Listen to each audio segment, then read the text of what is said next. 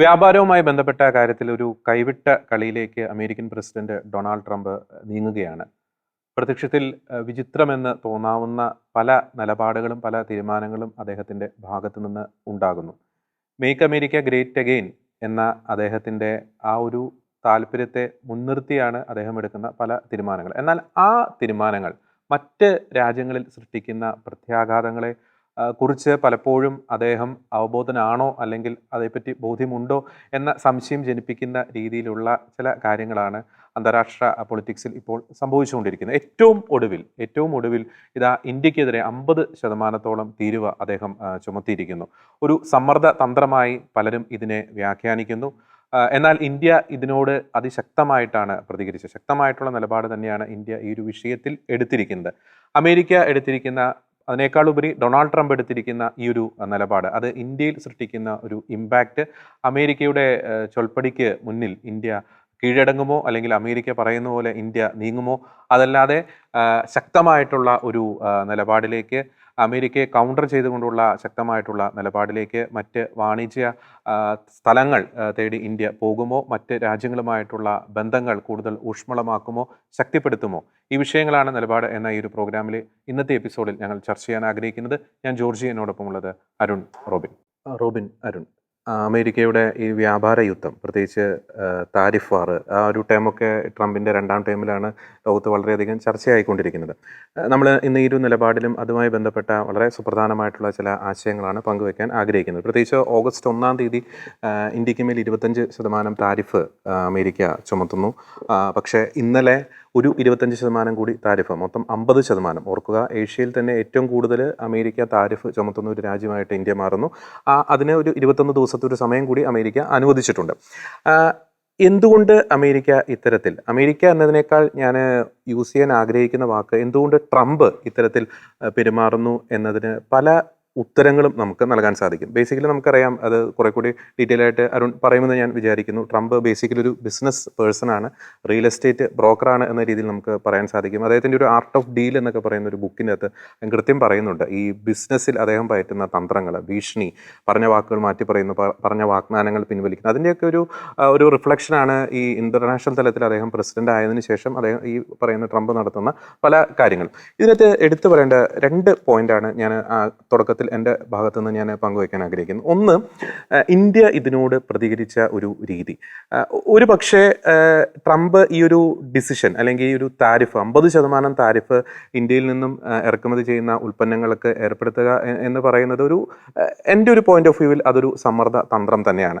അത് എന്തുകൊണ്ട് ഒരു സമ്മർദ്ദ തന്ത്രം എന്ന ചോദ്യത്തിന് നമ്മൾ അല്പം പുറകിലേക്ക് ഒന്ന് ചിന്തിക്കേണ്ടിയിരിക്കുന്നു. ഈ കഴിഞ്ഞ മാർച്ച് മാസം മുതൽ ഇന്ത്യയുമായിട്ടൊരു വ്യാപാര കരാറിൽ ഏർപ്പെടുവാനുള്ള ചർച്ചകൾ ഇന്ത്യയും അമേരിക്കയും തമ്മിൽ നടത്തിക്കൊണ്ടിരിക്കുന്നുണ്ട്. ഇന്ത്യയിലെ അമേരിക്കയിലെ ഉദ്യോഗസ്ഥർ ഏകദേശം 6ഓളം തവണ ചർച്ചകൾ നടത്തിയിട്ടുണ്ട്. പക്ഷേ ആ ചർച്ചകളിൽ ഒന്നും ഫലവത്തായിട്ടുള്ള തീരുമാനങ്ങൾ ഉണ്ടാകുന്നില്ല എന്നതാണ് വാസ്തവം. അതേസമയം പാരലായിട്ട് തന്നെ ജപ്പാൻ, ഇന്തോനേഷ്യ, വിയറ്റ്നാം, ദക്ഷിണ കൊറിയ പോലുള്ള രാജ്യങ്ങളുമായി ചർച്ചകൾ പൂർത്തിയാക്കുകയും വ്യാപാര കരാറിലേക്കൊക്കെ അമേരിക്ക എത്തിപ്പെടാൻ സാധിക്കുന്നുണ്ട്. എന്തുകൊണ്ട് ട്രംപ് ഇതൊരു സമ്മർദ്ദ തന്ത്രമായിട്ട് കാണുന്നു? നമുക്കറിയാം, ഈ മാസം അവസാനം വീണ്ടും അമേരിക്കയിൽ നിന്ന് ഉദ്യോഗസ്ഥർ ഈ വ്യാപാര കരാറുമായി ബന്ധപ്പെട്ട ചർച്ചകൾക്ക് വരുന്നുണ്ട്. അവിടെ കൃത്യമായിട്ടും ഇന്ത്യയെ ഒരു സമ്മർദ്ദ പൊസിഷനിലേക്ക് കൊണ്ടുവരിക എന്ന ലക്ഷ്യത്തോടെയാണ് ഈ 50% താരിഫ്. നമുക്കറിയാം, 21 ദിവസത്തെ ഒരു കാലയളവ് ട്രംപ് അവിടെ വെച്ചിട്ടുണ്ട്. ട്രംപിന്റെ പിൽക്കാല നടപടികളിലേക്കൊക്കെ പോകുമ്പോൾ ഒരുപക്ഷെ ഈ നടപടിയൊക്കെ പിൻവലിക്കാനുള്ള സാധ്യത കൂടിയുണ്ട്. ഈ അമേരിക്ക ഇന്ത്യക്ക് മേൽ ഉയർത്തുന്ന ചില നിലപാടുകളുണ്ട്, അമേരിക്കയുടെ ചില പ്രസ്താവനകളുണ്ട്. അതായത് അമേരിക്കൻ പാൽ ഉൽപ്പന്നങ്ങൾ, കാർഷിക ഉൽപ്പന്നങ്ങൾ, അവയ്ക്ക് നിയന്ത്രണങ്ങൾ കൂടാതെ ഇന്ത്യയിലേക്ക് പ്രവേശനം വേണമെന്ന ആവശ്യം, ഒപ്പം തന്നെ ഇന്ത്യയിലുള്ള സ്ഥാപനങ്ങൾ ഏകദേശം $500 ബില്യൺ നിക്ഷേപങ്ങൾ അമേരിക്കയിൽ നടത്തണമെന്നുള്ള ഒരു കാര്യം, അമേരിക്കയിൽ നിന്ന് എണ്ണയും ബോയിങ് വിമാനങ്ങൾ ഉൾപ്പെടെ കോടിക്കണക്കിന് രൂപയുടെ വസ്തുക്കൾ വാങ്ങണം. അങ്ങനെ അമേരിക്കയുടെ ചൊൽപ്പടിക്ക് ഇന്ത്യ നിൽക്കണം, പ്രത്യേകിച്ച് വ്യാപാരവുമായി ബന്ധപ്പെട്ടുള്ള കാര്യങ്ങൾ ചൊൽപ്പടിക്ക് നിൽക്കണം എന്നൊരു പിടിവാശി ട്രംപിനുണ്ട്.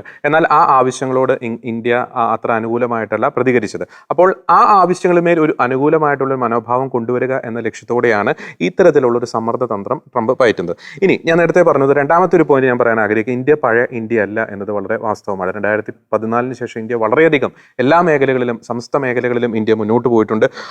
അതിൻ്റെ ഒരു കൃത്യമായിട്ടുള്ള ഒരു എക്സാമ്പിളാണ് ഇന്ന് ഇന്ത്യൻ പ്രധാനമന്ത്രി നരേന്ദ്രമോദി ഈ വിഷയത്തോട് പ്രതികരിച്ചത്. ഒരു തരത്തിലുള്ള സമ്മർദ്ദത്തിനും ഞങ്ങൾ കീഴ്വഴങ്ങില്ല, രാജ്യ താല്പര്യങ്ങൾ സംരക്ഷിക്കും, അതിന് വലിയ വില കൊടുക്കേണ്ടി വരുമെന്ന് എനിക്കറിയാം, രാജ്യത്തെ കർഷകരുടെ താല്പര്യങ്ങൾക്കായിരിക്കും മുൻഗണന എന്ന കൃത്യമായിട്ടുള്ള ഒരു സന്ദേശം കൂടി ഇന്ത്യ നൽകിയിട്ടുണ്ട്. മാത്രമല്ല ട്രംപ് നടത്തുന്ന പല പ്രസ്താവനകൾക്കും കൗണ്ടറായിട്ടുള്ള പല പ്രസ്താവനകളും ഇന്ത്യ നൽകുന്നുണ്ട്. നമുക്കറിയാം റഷ്യയിൽ നിന്നും ഇന്ത്യ മാത്രമല്ല ഉൽപ്പന്നങ്ങൾ ഇറക്കുമതി ചെയ്യുന്ന, അമേരിക്ക ഇറക്കുമതി ചെയ്യുന്നുണ്ട്. അങ്ങനെ കൗണ്ടറായിട്ടുള്ള എല്ലാ തലത്തിലുള്ള ഒരു കൗണ്ടർ അറ്റാക്ക് ഈ വിഷയവുമായി ബന്ധപ്പെട്ട് ഇന്ത്യ നടത്തുന്നുണ്ട് എന്നതാണ് വാസ്തവം. ഒരു കാര്യം കൂടി പറയാൻ ആഗ്രഹിക്കുകയാണ്. ഈ റഷ്യയിൽ നിന്നും എണ്ണ വാങ്ങുന്നു എന്നതിൻ്റെ പേരിലാണ് അമേരിക്ക ഈ ഇറക്കുമതി ചുങ്കം താരിഫ് ഏർപ്പെടുത്തിയിരിക്കുന്നത്. പ്രത്യക്ഷത്തിൽ നോക്കുമ്പോൾ റഷ്യയാണ്, അല്ലെങ്കിൽ യുക്രൈൻ യുദ്ധത്തിൽ പ്രതിയായിട്ടുള്ള റഷ്യയാണ് അമേരിക്കയുടെ ലക്ഷ്യം എന്ന് തോന്നുമെങ്കിലും ഇന്ത്യ തന്നെയാണ് അമേരിക്കയുടെ ലക്ഷ്യം എന്ന കാര്യത്തിൽ യാതൊരു തർക്കവുമില്ല. ഇന്ത്യയെ സമ്മർദ്ദത്തിലാഴ്ത്തുക, ഒപ്പം തന്നെ ഈ പറയുന്നത് പോലെ റഷ്യയിൽ നിന്നുള്ള എണ്ണ ഇന്ത്യ വാങ്ങുന്നത് അത് അവസാനിപ്പിക്കുക എന്ന പല അജണ്ടകളും അമേരിക്കയ്ക്ക് പിന്നിലുണ്ട്, പ്രത്യേകിച്ച് ട്രംപിൻ്റെ ഉള്ളിലുണ്ട് എന്ന കാര്യത്തിൽ യാതൊരു തർക്കവുമില്ല. അപ്പോൾ നമ്മൾ ചിന്തിക്കുമ്പോൾ അരുൺ, അമേരിക്ക അല്ലെങ്കിൽ ട്രംപിൻ്റെ വലിയൊരു പോളിസിയാണ് മേക്ക് അമേരിക്ക ഗ്രേറ്റ് അഗെയിൻ.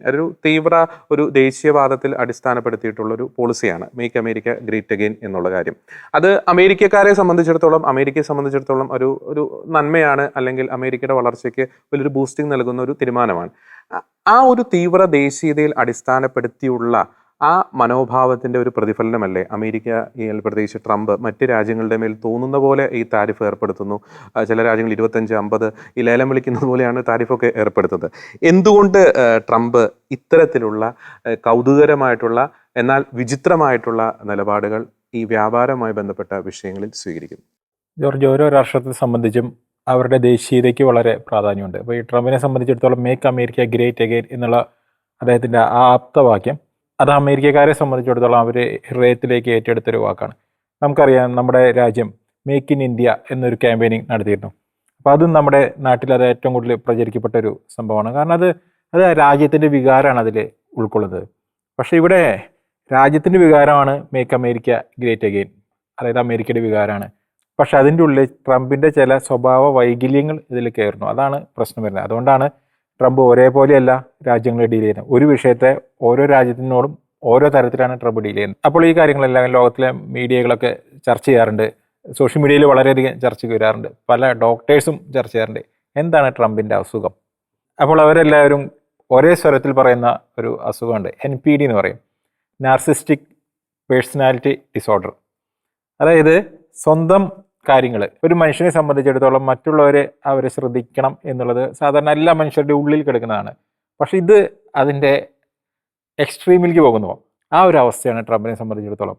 തന്നെ മാത്രമേ എല്ലാവരും ശ്രദ്ധിക്കാവൂ, തന്നിലേക്ക് മാത്രം എല്ലാ ശ്രദ്ധയും വരണം. ഇതാണ് അദ്ദേഹത്തിൻ്റെ അസുഖത്തിൻ്റെ പ്രധാന ലക്ഷണം. അതാണ് ഈ NPD. അപ്പോൾ അങ്ങനെയുള്ള വ്യക്തികളുടെ ഒരു സ്വഭാവം എന്ന് പറഞ്ഞാൽ അവരാണ് ഏറ്റവും ഉന്നതർ. അങ്ങനെയുള്ള ഒരാൾ ഒരു രാജ്യത്തിൻ്റെ പ്രസിഡന്റോ അല്ലെങ്കിൽ ഒരു വലിയൊരു പൊസിഷനിൽ വന്നു കഴിഞ്ഞാൽ മറ്റുള്ളവർക്ക് അദ്ദേഹം വലിയൊരു തലവേദനയാണ്. ഇത്തരം ആൾക്കാരെ ഡീൽ ചെയ്യാനും വളരെ എളുപ്പമാണ്, ഇത്തരം ആൾക്കാരെ പിണക്കാനും വളരെ എളുപ്പമാണ്. അവരെ സംബന്ധിച്ചിടത്തോളം അവരെ ഒന്ന് ഉയർത്തി സംസാരിച്ചു കഴിഞ്ഞാൽ, അവരെക്കുറിച്ച് കുറച്ച് നല്ലത് പറഞ്ഞാൽ, അവർക്ക് ഇല്ലാത്ത കുറേ കഴിവുകളെക്കുറിച്ച് അവരെക്കുറിച്ച് പറഞ്ഞു കഴിഞ്ഞാൽ അവർ ഹാപ്പിയായി. അതോടുകൂടി അത്തരം ആൾക്കാരുമായിട്ട് വലിയ സൗഹൃദത്തിലേക്ക് അവർ വരും. എന്നാൽ ഇവരുടെ മറ്റൊരു ദോഷം എന്ന് പറയുന്നത് ഇവർക്ക് മറ്റുള്ളവരുടെ വികാരങ്ങളെ മനസ്സിലാക്കാൻ സാധിക്കില്ല. സ്വന്തം കാര്യങ്ങൾ മാത്രമാണ് അതിന് മാത്രം കുറിച്ച് ചിന്തിക്കുന്നത്. ഇപ്പോൾ ഞാൻ ഇങ്ങനെ ഒരു കാര്യം ചെയ്തു കഴിഞ്ഞാൽ അത് ഇപ്പോൾ ഉദാഹരണത്തിന് ഇപ്പോൾ സെലൻസ്കിയോ പുടിനോ മോദിയോ ഇവർക്ക് എങ്ങനെ ബാധിക്കുന്നു എന്നതിനെക്കുറിച്ച് അവർക്ക് യാതൊരു ചിന്തയുണ്ടായിരിക്കും. ട്രംപിനെ സംബന്ധിച്ചിടത്തോളം ഇപ്പോൾ അതാണ് സംഭവിച്ചുകൊണ്ടിരിക്കുന്നത്. അവർ മാത്രമായിട്ട് അങ്ങനെ നിൽക്കുകയാണ്. അതുകൊണ്ടാണ് ഈ അമേരിക്കൻ പ്രസിഡന്റായിട്ട് പോലും അദ്ദേഹത്തിന് ഇനി അടുത്ത ലക്ഷ്യം നോബൽ സമ്മാനം കിട്ടണം. ഈ നോബൽ സമ്മാനം കിട്ടുന്നതിന് വേണ്ടി കൂടിയാണ് ഈ റഷ്യയും യുക്രൈനും തമ്മിലുള്ള യുദ്ധം എങ്ങനെയെങ്കിലും അവസാനിപ്പിക്കാനുള്ള സ്റ്റെപ്പുകൾ എടുക്കുന്നത്. അതിൻ്റെയൊക്കെ ഒരു ആഫ്റ്റർ എഫക്റ്റ് ആണ് ഇപ്പോൾ ഇന്ത്യയുടെ മേലേക്കും വന്നിരിക്കുന്നത്. അപ്പോൾ ഇങ്ങനെയുള്ള വ്യക്തിനെ, ഈ അസുഖമുള്ള വ്യക്തികളെ, ഈ അസുഖത്തിൻ്റെ കാരണങ്ങളിലേക്ക് പോകുമ്പോൾ അത് ചില ചെറുപ്പകാലത്തുണ്ടായിട്ടുള്ള ചില തിരസ്കരണങ്ങളോ അതല്ലെങ്കിൽ അമിതമായ ലാളിന്, രണ്ടാണെങ്കിലും ഈ അസുഖം വന്നുപെടാനുള്ള സാധ്യത, അതുപോലെ തന്നെ ജനറ്റിക് ആയിട്ടുള്ള ചില കാരണങ്ങൾ കൊണ്ടും ഈ അസുഖം വരും. ഇതിൻ്റെ ട്രീറ്റ്മെൻറ്റ് സൈക്കോതെറാപ്പിയാണ്. ഇത്തരം സ്വഭാവമുള്ള വ്യക്തികളെ നമുക്ക് എല്ലാവർക്കും പരിചയമുള്ളവരാണ്. പക്ഷെ അവരൊക്കെ ഇങ്ങനെയുള്ള ഓരോ പൊസിഷനിൽ വരുമ്പോഴാണ് പ്രശ്നം വരുന്നത്. അപ്പോൾ ഇത്തരം വ്യക്തികളെ എങ്ങനെ കൊണ്ടു നടക്കാം, അതിന് ഒരു പ്രത്യേക കഴിവ് തന്നെ വേണം. വേറെ ഒന്നുമില്ല, നമ്മുടെ ഈഗോ മാറ്റി വയ്ക്കണം. ഇപ്പോൾ നമുക്കറിയാം ചില പ്രായമായ ചില രോഗികൾ അല്ലെങ്കിൽ ചില രോഗികൾ അവരവരുടെ രോഗാവസ്ഥയിൽ കാണിക്കുന്ന ചില കാര്യങ്ങളുണ്ട്. അമിതമായ ദേഷ്യം, അതും ഇതൊക്കെ തട്ടിത്തെറിപ്പിക്കുന്നു. അപ്പോൾ പക്ഷെ അവരോട് ക്ഷമയോടുകൂടി പെരുമാറുന്ന ചില നഴ്സുമാരെ കാണാം, ചില അവരുടെ ബന്ധുക്കളെ കാണാൻ പറ്റും. അതെന്തുകൊണ്ട് അവർക്ക് സാധിക്കുന്നു? കാരണം അവർക്ക് ഈ രോഗം അറിയാം, ഈ പേഷ്യൻ്റ് രോഗിയാണെന്നറിയാം. അപ്പോൾ ട്രംപ് ഒരു NPD രോഗിയാണെന്ന് മനസ്സിലാക്കാൻ കഴിയുന്നവർക്ക് അദ്ദേഹത്തെ വളരെ എളുപ്പത്തിൽ തന്നെ ഡീൽ ചെയ്യാൻ സാധിക്കും. അദ്ദേഹത്തിൻ്റെ രോഗം മനസ്സിലാക്കി അദ്ദേഹത്തോട് പെരുമാറി കാര്യങ്ങൾ നേടിയെടുക്കാൻ സാധിക്കും. നമുക്കറിയാം സെലൻസ്കി ഈ യുദ്ധത്തിൻ്റെ സമയത്ത് ആദ്യമായിട്ട് ട്രംപിനെ കാണാൻ പോയൊരു സമയത്ത് ടീഷർട്ടൊക്കെ ഇട്ട് വൈറ്റ് ഹൗസിലെത്തി. അദ്ദേഹം യുദ്ധം തുടങ്ങിയ സമയം മുതൽ അതാണ് അദ്ദേഹത്തിൻ്റെ വേഷം. അതിന് അദ്ദേഹത്തിൻ്റെതായ കാരണങ്ങളുണ്ട്. പക്ഷേ ഇത് ട്രംപിന് ഉൾക്കൊള്ളാൻ സാധിച്ചില്ല. അവിടേക്ക് സെലൻസ്കി വന്നത് ഒരു കറുത്ത ടീഷർട്ട് ഇട്ടിട്ടാണ് സെലൻസ്കി എത്തിയത്. അത് ട്രംപിന് ഉൾക്കൊള്ളാൻ കഴിഞ്ഞില്ല. പിന്നെ അവിടെ ചർച്ച വന്നു. ഇവർ ഏകദേശം 1 മണിക്കൂറിലധികം ഇവർ സംസാരിച്ചു. സംസാരത്തിൽ ഇവർ അടിച്ചു പിരിഞ്ഞു എന്ന് പറഞ്ഞാൽ സെലൻസ്കിനെ അത്രത്തോളം നാണം കെടുത്തിയിട്ട് ട്രംപ് വിട്ടു. അപ്പോൾ ഇത് കണ്ടപ്പോൾ ലോകം മുഴുവൻ ചിന്തിച്ചു, ഇനി യുക്രൈൻ്റെ കാര്യം പോക്കാണ്, സെലൻസ്കിയുടെ കാര്യം പോക്കാണെന്ന് വിചാരിച്ചു. അത് കഴിഞ്ഞ് പിന്നാലെ ട്രംപ് പുട്ടിനെ വിളിക്കാൻ തുടങ്ങി. പുട്ടിനുമായിട്ട് 1 മണിക്കൂർ സംസാരിച്ചു എന്ന് പറഞ്ഞു. ഈ 1 മണിക്കൂർ സംസാരം കഴിഞ്ഞോടുകൂടി പുട്ടിനായിട്ടുള്ള ബന്ധവും കഴിഞ്ഞു.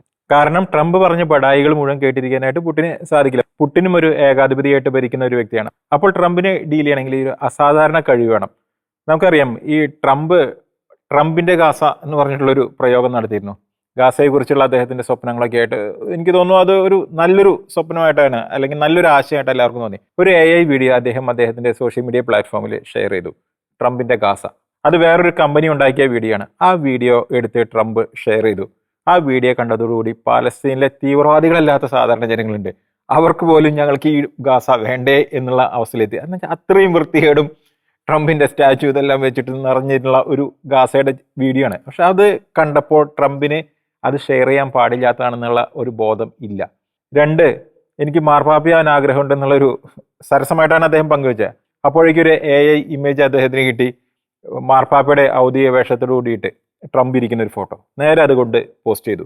ഇനി ഇന്ത്യയുടെ കാര്യത്തിലാണെങ്കിലും ഓപ്പറേഷൻ സിന്ദൂർ അവസാനിപ്പിച്ചതിൽ രാജ്യങ്ങൾ തമ്മിൽ കാര്യങ്ങൾ സംസാരിച്ച് അല്ലെങ്കിൽ ലോകത്തെ അറിയിക്കുന്നതിനേക്കാൾ മുമ്പ് തന്നെ അതിൻ്റെ ക്രെഡിറ്റും ട്രംപിന് വേണം. ട്രംപ് നേരെ യുദ്ധം അവസാനിപ്പിച്ചിട്ട് താനാണെന്നുള്ള ക്രെഡിറ്റ് എടുക്കാൻ വേണ്ടിയിട്ട് അതും പോസ്റ്റ് ചെയ്തു. ഈ പോസ്റ്റിങ് ഇന്ത്യക്ക് അംഗീകരിക്കാൻ പറ്റില്ല. പക്ഷെ പാകിസ്ഥാന് പ്രത്യേകിച്ച് ശ്രദ്ധകളൊന്നുമില്ല, അവർ മിണ്ടാതെ ഇരുന്നു.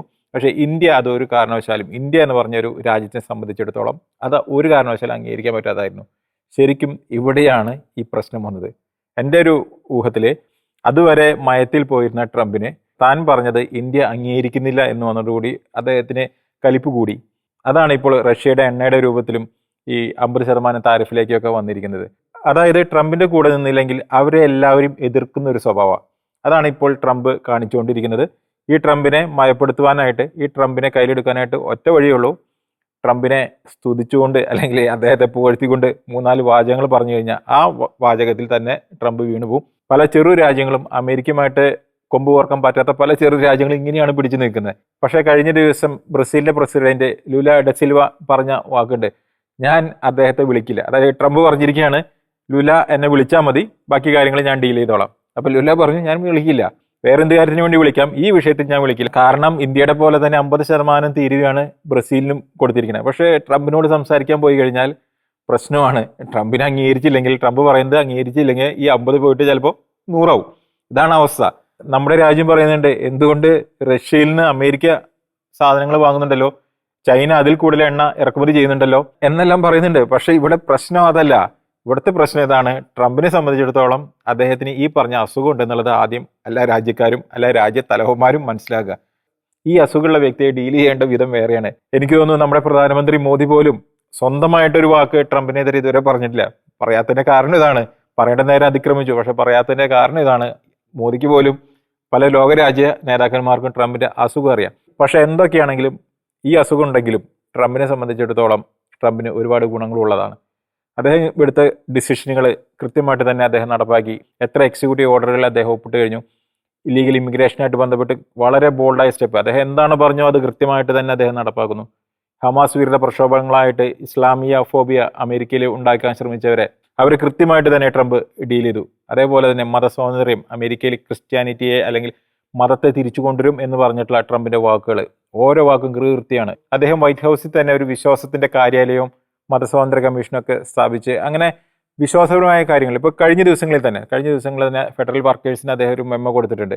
ആ മെമ്മോ പ്രകാരം ഇത്രയും നാൾ ജോലി സ്ഥലങ്ങളിലേക്ക് വർക്കേഴ്സിന് ബൈബിൾ കൊണ്ടുവരാൻ പറ്റില്ല, ജപമാല കൊണ്ടുവരാൻ പറ്റില്ല, അതുപോലെ തന്നെ ജൂതമത വിശ്വാസങ്ങളുള്ള പല കാര്യങ്ങൾ ഇതൊന്നും അകത്തേക്ക് കയറ്റാൻ പറ്റില്ലായിരുന്നു. ഈ അവസ്ഥയിൽ നിന്ന് ട്രംപിന്റെ ആ മെമ്മോ പ്രകാരം ആർക്ക് വേണമെങ്കിലും തങ്ങളുടെ വർക്ക് പ്ലേസിൽ പരിശുദ്ധ ബൈബിൾ വയ്ക്കാം, ഒഴിവ് സമയങ്ങളിൽ ജപമാല ചൊല്ലാം, ഈവൻ ഈ ഓഫീസിൽ തന്നെ പ്രാർത്ഥനാ യോഗങ്ങൾ പോലും അവരുടെ ജോലി സമയത്തല്ലാത്ത സമയത്ത് അവർക്ക് ചെയ്യാൻ അനുവാദം കൊടുത്തിരിക്കുകയാണ്. അതൊക്കെ മുമ്പ് ഉണ്ടായിരുന്നതാണ്, അതെല്ലാം വീണ്ടും പുനഃസ്ഥാപിക്കുകയാണ്. അപ്പോൾ ട്രംപിന് ഈ അസുഖങ്ങളൊക്കെ ഉണ്ടെങ്കിലും ട്രംപ് ചെയ്യുന്ന ഒരുപാട് നന്മകളും ഉണ്ട്.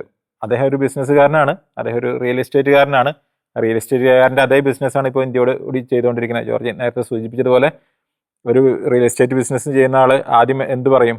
ആദ്യം ഒരു സ്ഥലത്തിൻ്റെ വില കുറച്ച് കാണിക്കണമെങ്കിൽ വേറൊരാൾ വിട്ടിട്ട് ആ സ്ഥലത്തിൻ്റെ വില വളരെ കുറച്ച് പറഞ്ഞ് ആ സ്ഥലം വിൽക്കാൻ പോലും പറ്റാത്ത സ്ഥലമാണെന്ന് ഈ വിൽക്കുന്ന ആളെ കൊണ്ട് ബോധിപ്പിച്ച് അതിനുശേഷം അയാളുടെ ബിസിനസ്സുമായിട്ട് വരും. അതേ ബിസിനസ് തന്നെയാണ് ഇന്ത്യയുടെ അടുത്ത് അദ്ദേഹം ചെയ്യുന്നത്. അദ്ദേഹത്തിന് ഈ വ്യാപാര കരാറിൽ അമേരിക്കയ്ക്ക് അനുകൂലമായ രീതിയിൽ അങ്ങനെ ഒരു വ്യാപാര കരാർ വേണം. ആ കരാറിന് വേണ്ടിയിട്ടുള്ള ഓരോ സ്റ്റെപ്പുകളാണ് ഇപ്പോൾ ഈ നടത്തിക്കൊണ്ടിരിക്കുന്ന തീരുവ. ഈ 50-ലും ഒരുപക്ഷെ നിന്നൊന്നും വരില്ല. ഇന്ത്യ നിലപാട് ഘടിപ്പിച്ചാൽ ഈ 50 പോയി 100 സാധ്യതയുണ്ട്. ട്രംപ് അദ്ദേഹം ലക്ഷ്യം കാണുന്നവരേക്ക് ഈ പറഞ്ഞ പരിപാടികളൊക്കെ ചെയ്യും.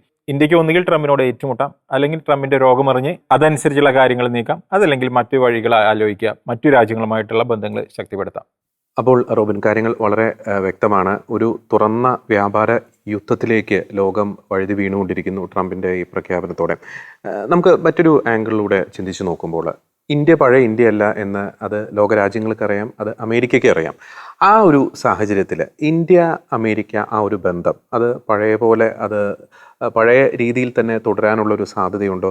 എത്രത്തോളം ഒരു ചർച്ചയിൽ ഈ ഇരു രാജ്യങ്ങളും ഇനി ഭാവിയിൽ മുന്നോട്ട് പോകാൻ സാധിക്കും? അത് വാണിജ്യപരമായ കാര്യത്തിലായിക്കോട്ടെ, അല്ലെങ്കിൽ മറ്റ് തരത്തിലുള്ള ബന്ധങ്ങളുടെ കാര്യത്തിലായിക്കോട്ടെ. ഒന്നാമത്തെ കാര്യം ഇതിൻ്റെ ഉള്ളിൽ ഇത് എല്ലാം കച്ചവടമാണ് എന്നുള്ളതാണ്. ഈ കച്ചവടത്തിൽ എന്തും സംഭവിക്കാം. ഇപ്പം അമേരിക്ക ചൈനയ്ക്ക് എതിരെ 30% താരിഫാണ്, ഏകദേശം 200-ന് മുകളിൽ ശതമാനം താരിഫൊക്കെ 250% താരിഫൊക്കെ ചുമത്തുമെന്നെല്ലാം അവർ ഭീഷണി മുഴക്കിയെങ്കിലും 30% താരിഫിൽ അതെല്ലാം ഒതുക്കി എന്നുള്ളതാണ്. കാരണം കച്ചവടമാണ്. 10-18 ലക്ഷം കോടി രൂപയുടെ ഒരു ഇക്കോണമിയാണ്, ലോകത്തെ മാനുഫാക്ചറിങ് എഞ്ചിനാണ് ചൈന. അപ്പം അങ്ങനെയെല്ലാം ഉള്ള ഫാക്ടറി വെച്ച് അമേരിക്കയ്ക്ക് തള്ളിക്കളയാൻ കഴിയാത്ത ഒരു കാര്യമാണ്. അത് മാത്രമല്ല, ചൈനയെ ഒരു പരിധിക്ക് അപ്പുറത്ത് തൊട്ട് കഴിഞ്ഞാൽ മാർക്കറ്റിൽ, ഇപ്പോൾ അത് യൂറോപ്പിൻ്റെ ആണെങ്കിലും അമേരിക്കയുടെ ആണെങ്കിലും മാർക്കറ്റിൽ അത് കൃത്യമായിട്ട് എഫക്റ്റ് ചെയ്യും എന്നുള്ളത് കൊണ്ട്, അതുപോലെ തന്നെ റെയർ എർത്ത് മിനറൽസ് അടക്കമുള്ള ചിപ്പിൻ്റെ മാനുഫാക്ചറിന് ആവശ്യമായ ഘടകങ്ങളടക്കമുള്ള സാധനങ്ങൾ ഈ ചൈനയിൽ നിന്ന് തന്നെ ചെല്ലണം. ഓർക്കുക, ട്രംപ് ഭീഷണി മുഴക്കിയപ്പം ചൈന ചെയ്തത് അവരുടെ ഈ റെയർ എർത്ത് മിനറൽസിൻ്റെ എക്സ്പോർട്ട് അങ്ങ് നിർത്തിവെക്കുന്ന ഒരു സാഹചര്യം. കാരണം പിന്നെ വണ്ടികൾ തന്നെ ഇറങ്ങാൻ ബുദ്ധിമുട്ടാണ് ലോക മാർക്കറ്റിൽ.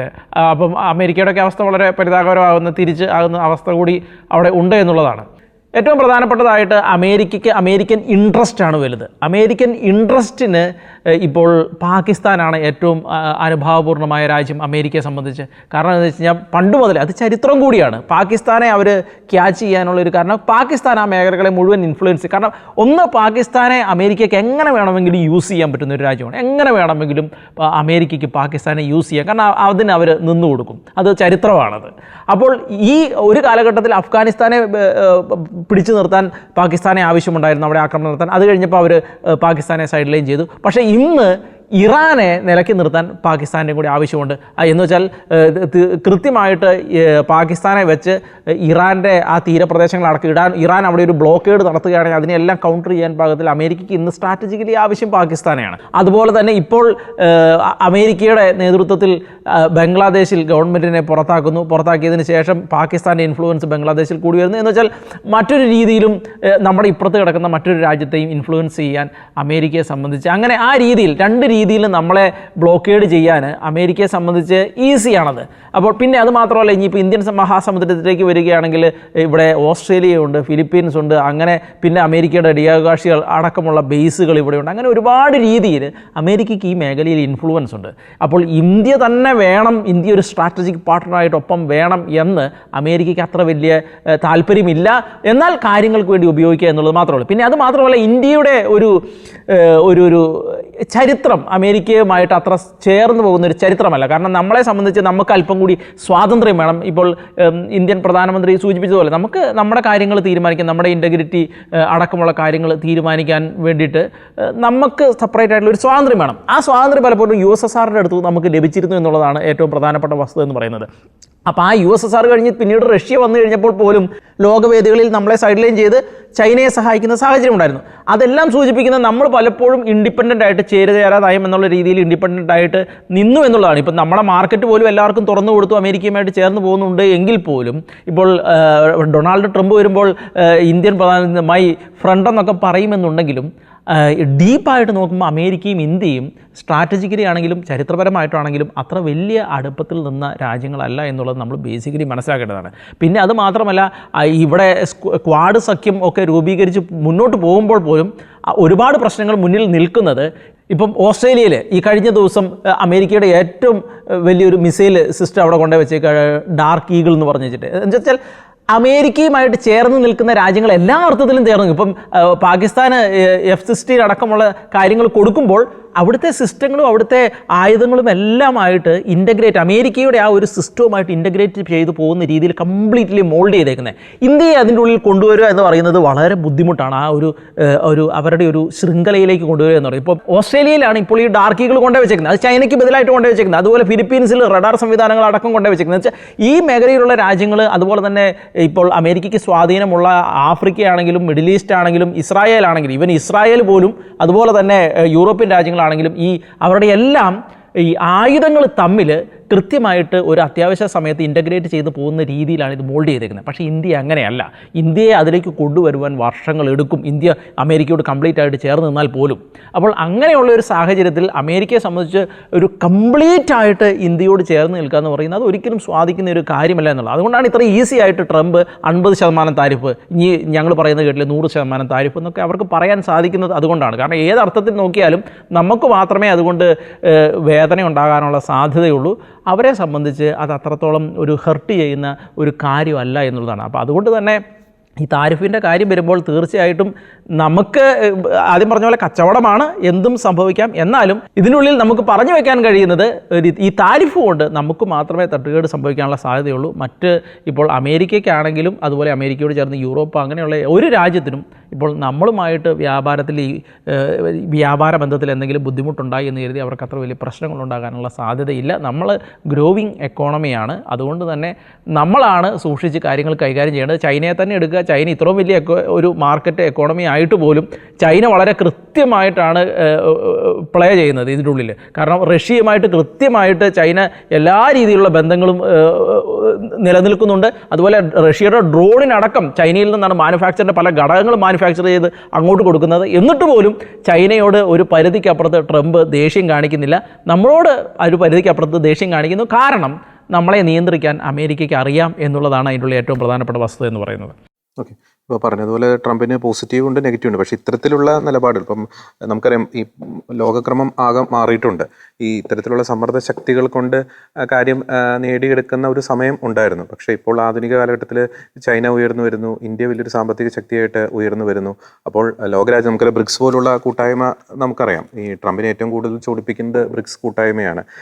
ലോക ജനസംഖ്യയുടെ ഒരു പകുതിയിലധികം വരുന്ന രാജ്യങ്ങളുടെ കൂട്ടായ്മ, സമ്പദ് വ്യവസ്ഥയുടെ 40%-ലധികം ഈ രാജ്യങ്ങളാണ് കൈകാര്യം ചെയ്യുന്നത്. ഇന്ത്യ ഉൾപ്പെടെ അതിൽ അംഗമാണ്. അപ്പോൾ ഡോളറിനെ ആശ്രയിക്കാതെയുള്ള ഒരു സമ്പദ് വ്യവസ്ഥ കെട്ടിപ്പടുക്കുക എന്നാണ് ഈ കൂട്ടായ്മയുടെ ഒരു ലക്ഷ്യമെന്ന് പറയുന്നത്. നമുക്ക് 8600 കോടിയിലധികം രൂപയുടെ ഒരു കയറ്റുമതിയാണ് ഇന്ത്യ അമേരിക്കയിലേക്ക് നടത്തുന്നത്. ഇതിൽ പകുതിയിലധികം വരുന്ന ഉൽപ്പന്നങ്ങൾക്ക്, അല്ലെങ്കിൽ പകുതിയിലധികം ഏകദേശം 5000 കോടിയിൽ ഓളം രൂപ ഉള്ള ഉൽപ്പന്നങ്ങളുടെ മേൽ ഈ അധിക തീരുവ ഒരു ഫലം അല്ലെങ്കിൽ ഒരു എഫക്റ്റ് ചെലുത്താനുള്ള എല്ലാ സാധ്യതയുണ്ട്.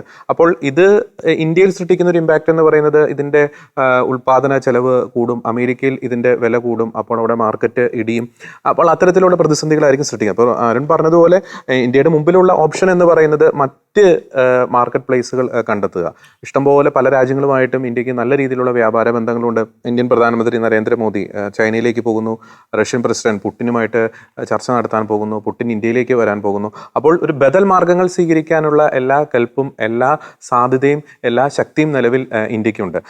അതല്ലാതെ അരുൺ പറഞ്ഞതുപോലെ ഈ പറയുന്ന പോലെ ട്രംപിന് അങ്ങനെ ഒരു അസുഖമുണ്ട്. പക്ഷേ ഇങ്ങനെ ട്രംപിന് പറഞ്ഞ് സുഖിപ്പിച്ച് നിർത്തുക എന്നൊരു ശൈലിയിലേക്ക് ആർജവമുള്ള ലോകരാജ്യങ്ങൾ നീങ്ങുമോ എന്ന കാര്യത്തിൽ വളരെയധികം സംശയമുണ്ട്. കാരണം ഓരോ രാജ്യത്തിനും പ്രധാനം അവരുടെ അസ്തിത്വമാണ്, അവരുടെ നാഷണൽ ഇൻട്രസ്റ്റ് ആണ്, രാജ്യ താല്പര്യമാണ്. അപ്പോൾ ശക്തമായിട്ടൊരു നിലപാടിലേക്ക് ഇന്ത്യ പോകാനുള്ള ഒരു സാധ്യത കൂടിയുണ്ട്. ഇനി മറ്റൊരു കാര്യം കൂടിയുണ്ട്. ഈ എണ്ണയുമായി ബന്ധപ്പെട്ടാണല്ലോ ഈ ട്രംപ് ഇന്ത്യയോട് തെറ്റുന്നത്. അങ്ങനെ ഒരു വാദം ഉന്നയിച്ചാണ് ട്രംപ് ഇന്ത്യയോട് തെറ്റുന്നത്. ഈ ഉക്രൈൻ യുദ്ധത്തിന് മുമ്പ് ഏകദേശം 0.2% ഇന്ത്യ റഷ്യയിൽ നിന്നും ഇറക്കുമതി ചെയ്ത എണ്ണ ഉൽപ്പാദനത്തിന്റെ ഒരു ശതമാനം എന്ന് പറയുന്നത്.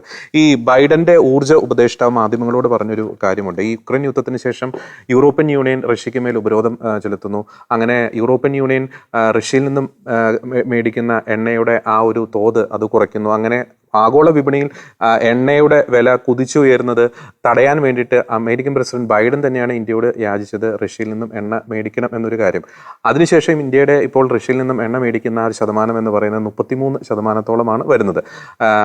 അമേരിക്ക തന്നെ റഷ്യയിൽ നിന്നും എണ്ണ മേടിക്കാൻ വരുന്നു. പിന്നെ ട്രംപ് അധികാരത്തിൽ കയറുമ്പോൾ ട്രംപ് അതിനെതിരെ ഒരു കൗണ്ടർ ആയിട്ടുള്ളൊരു കാര്യം ചെയ്യുന്നു. അപ്പോൾ ഇത് വളരെ വ്യക്തം. മാത്രമല്ല അരുൺ പറഞ്ഞതുപോലെ ഈ ചൈന റഷ്യയിൽ നിന്നും എണ്ണ മേടിക്കുന്നുണ്ട്, മറ്റു രാജ്യങ്ങൾ മേടിക്കുന്നുണ്ട്. അവരോട് ഈ ഒരു മനോഭാവം പുലർത്തുന്നില്ല. അപ്പോൾ പ്രധാനമായും ഇന്ത്യയാണ് ടാർഗറ്റ്. ഓപ്പറേഷൻ സിന്ദൂറിൽ ട്രംപിൻ്റെ നിലപാടിന് ഘടകവിരുദ്ധമായിട്ട് ഇന്ത്യ എടുത്ത ശക്തമായിട്ടുള്ള നിലപാട്, ട്രംപ് ഇതിൻ്റെ ഇടപെട്ടിട്ടില്ല എന്ന് നഖശിഖാന്തം ആർജവത്തോടുകൂടി ഇന്ത്യ പറഞ്ഞു. അത് ട്രംപിനെ തീർച്ചയായിട്ടും ചൊടിപ്പിച്ചിട്ടുണ്ട്.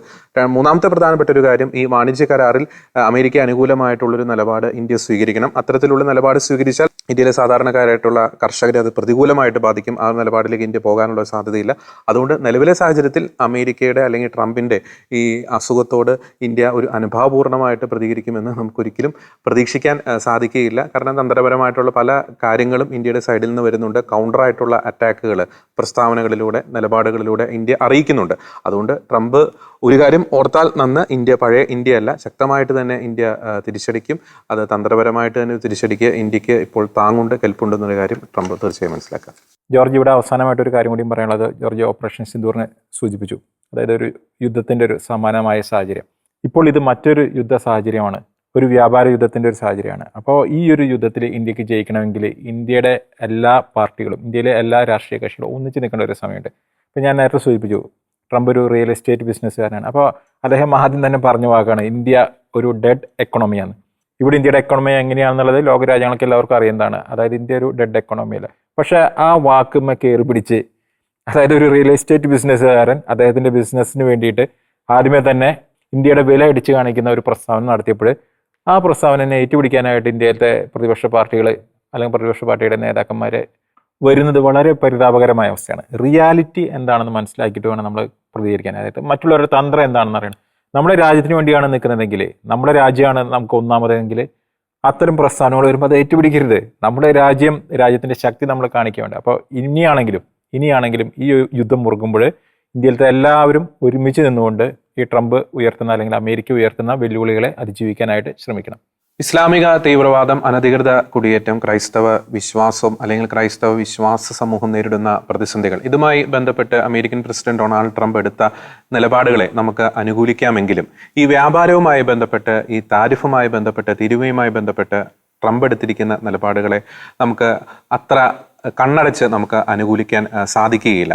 തീർച്ചയായിട്ടും ഒരു റിയൽ എസ്റ്റേറ്റ് ബ്രോക്കറുടെ കണ്ണിലൂടെ തന്നെയാണ് അദ്ദേഹം മറ്റ് രാജ്യങ്ങളുമായിട്ടുള്ള ബന്ധത്തെ നോക്കി കണ്ടുകൊണ്ടിരിക്കുന്നത്.